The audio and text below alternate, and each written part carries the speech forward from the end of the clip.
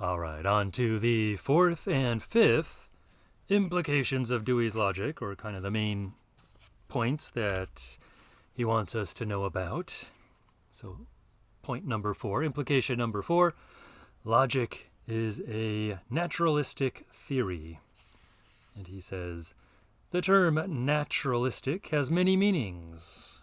As it is here employed, it means, on one side, that there is no breach of continuity between operations of inquiry and biological operations and physical operations.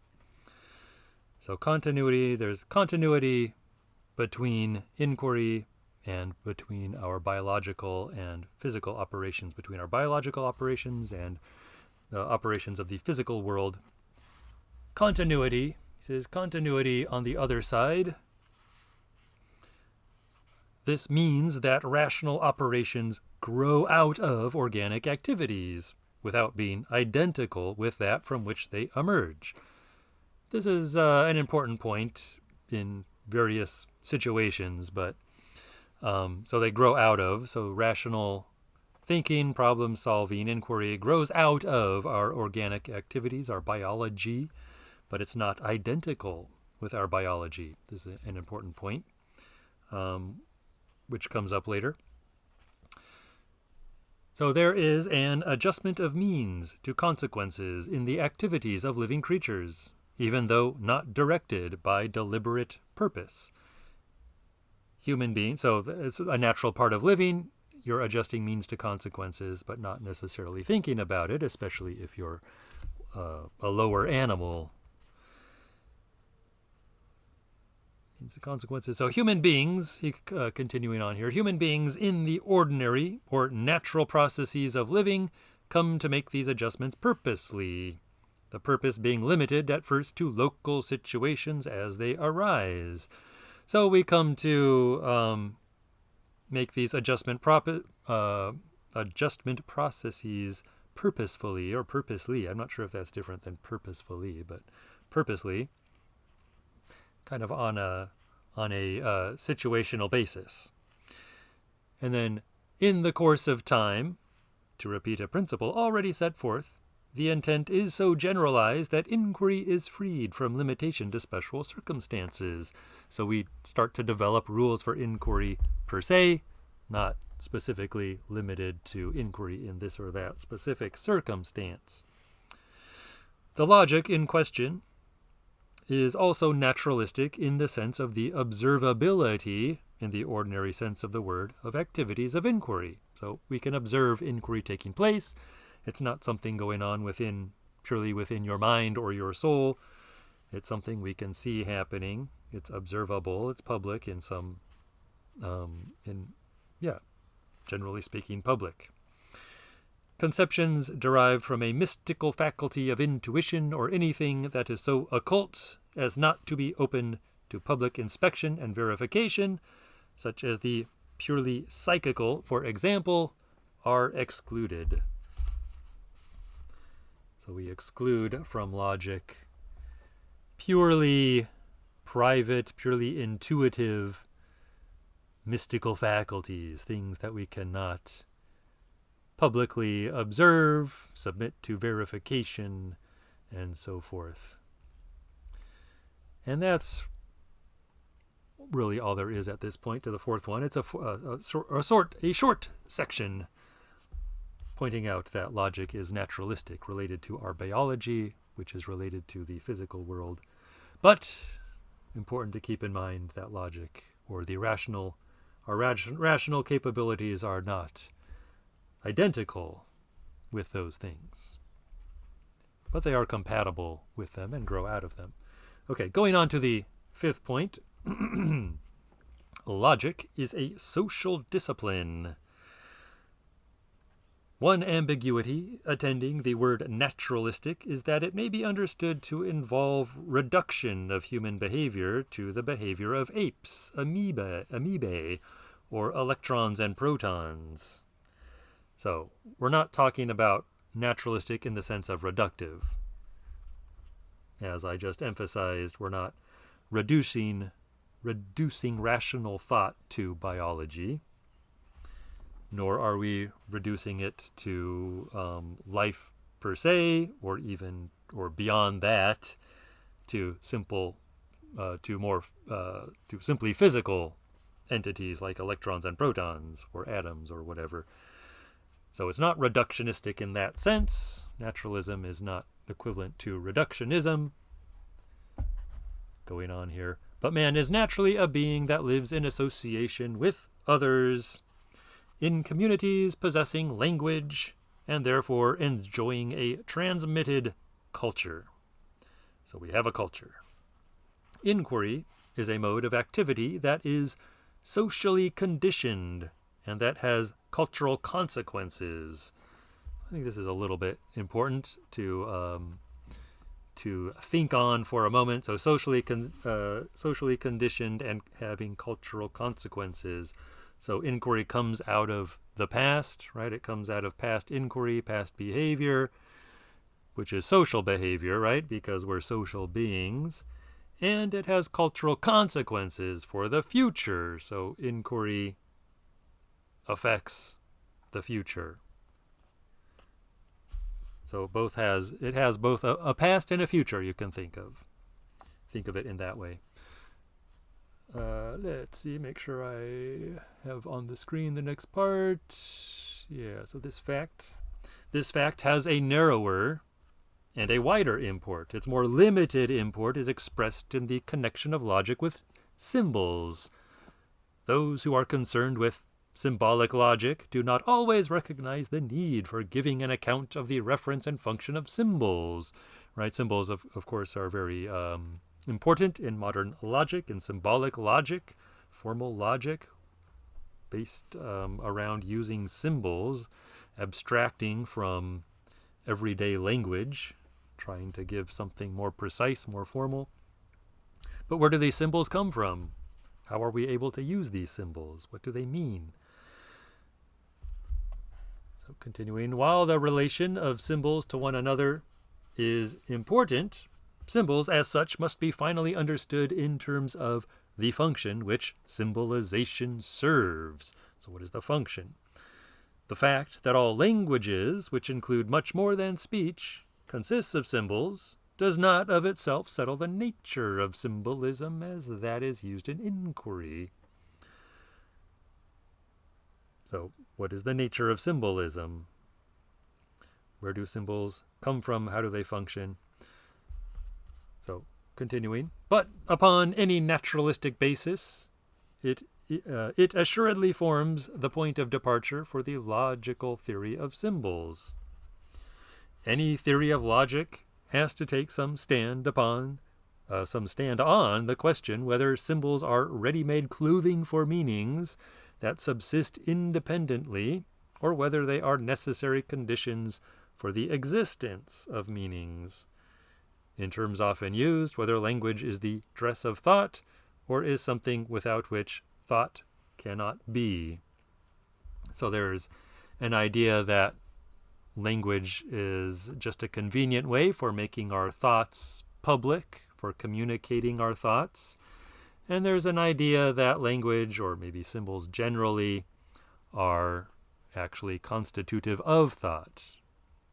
That thought needs symbols to take place. It can't take place. What we mean by thought can't happen without language, symbols, and evolves along with the evolution of language and symbols. And these are two kind of classic philosophical positions. That phrase, the dress of thought, is interesting. There's maybe a little bit of there's maybe various references for this, but a famous one is Thomas Carlyle, who talked about symbols as clothing our meanings. But that's not anything of major importance here. The important thing is this idea again that logic, or the symbols, or that logic has a separate existence, and that thought, for example, has a separate existence from language, is kind of an analogous idea, or that these things all emerge out of a social background through a process and are all necessary for each other. that language and thought both go together, or at least you need language in order to have thought, what we normally consider to be thought. Let's go on to this next paragraph. The wider import is found in the fact that every inquiry grows out of a background of culture and takes effect in greater or less modification of the conditions out of which it arrives. So the narrower import has to do with the nature of symbols. Where do symbols come from? How do they function? The wider import of logic being a social discipline is that inquiry comes out of a cultural background and then affects those conditions. So from past to future. Merely physical contacts with physical surroundings occur, but in every interaction that involves intelligent direction, the physical environment is part of a more inclusive social or cultural environment. So earlier he had mentioned the biological and the physical, that there's no breach of continuity in inquiry between inquiry and biology and physics. And he's making that point again here in a different way. So every interaction that involves intelligent direction, right? So rationality, intelligent matching of means and ends. So there's physical stuff involved in that, but that's also part of a more inclusive social and cultural environment. And then going on, just as logical texts usually remark incidentally that reflection grows out of the presence of a problem, and then proceeds as if this fact had no further interest for the theory of reflection, so they observe that science itself is culturally conditioned and then dismiss the fact from further consideration. So yeah, this is something that's not usually dwelt upon in your standard logical text. They might mention that problems, kind of practical problems and social or cultural conditions are important, but it's not something that is made a constitutive part of the text, an important thoroughgoing part of the theory that is expounded in most logical texts. So this wider aspect of the matter is connected with what was termed the narrower, the emphasis on symbols and language and their nature. So language in its widest sense, that is, including all means of communication, such as, for example, monuments, rituals, and formalized arts. So language in its widest sense is the medium in which culture exists and through which it is transmitted. So the link between the narrower and the wider, between the symbolic and the more broad cultural conditions. Phenomena that are not recorded cannot even be discussed. Language is the record that perpetuates occurrences and renders them amenable to public consideration. On the other hand, ideas or meanings that exist only in symbols that are not communicable are fantastic beyond imagination. So again, emphasizing the public aspect, right? Symbols, language, these are public things that function in a public way. As we are social creatures, we use language to perpetuate things, to keep things in mind, so to speak, that are not there necessarily, or not visible to everyone or perceivable to everyone, and lets us communicate about them, discuss them, consider them, figure out what they are. We need language for that. And purely private symbols that are somehow only for our own use, not communicable to other people. He says these are fantastic beyond imagination. It's not exactly clear what these would be. Maybe this relates to the no private language argument of people like Wittgenstein, who of course I don't think Dewey had any idea about, although there's kind of overlap in time. Although I believe, did Bertrand Russell talk about this as well? I would have to look into that. I don't remember at the offhand, but has been a disagreement about whether you can have a purely private language or not. And Dewey seems to be saying that that is a fantastic idea, fantastic beyond imagination. Last couple of sentences here. The naturalistic conception of logic, which underlies the position here taken, is thus cultural naturalism. Right? So culture as a part of nature, a part of human nature, so to speak. Neither inquiry nor the more abstractly formal set of symbols can escape from the cultural matrix in which they live, move, and have their being. Right, so inquiry and the formal symbols that we use sometimes in inquiry all come out of culture and feed back into culture. And in the next couple of chapters after this, he talks about the biological and cultural matrix of inquiry, which he has just touched on here.